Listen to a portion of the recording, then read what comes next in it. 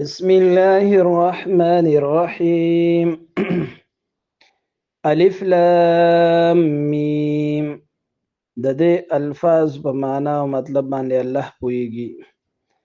ذالک الكتاب، دا کتاب یعنی قرآن، لا ریب فیه، هیڅ شک نشته په دې کې، هدى للمتقین، دا هدایت د پرهیزګارانو دپاره، د الله نه د یریدونکو خلکو دپاره.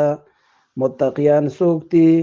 الذین، دا هغه کسان دي، یؤمنون بالغیب، چې په غیبو څیزونو، په پټو څیزونو باندې ایمان ساتي.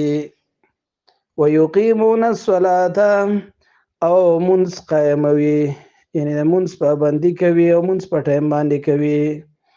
ومما رزقناهم، او هغه مال چې ورله مونږ ورکړی دی، ينفقون، د هغې نه خرج کوي د الله په لاره کې.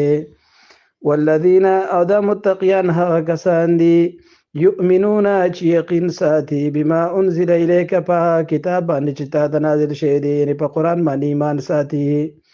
وما انزل، او یقین ساتي، ایمان ساتي په کتابونو باندې، من قبل چې ستا نه وړاندې نازل شوي دي، یعنی تورات، انجیل، زبور وغیره.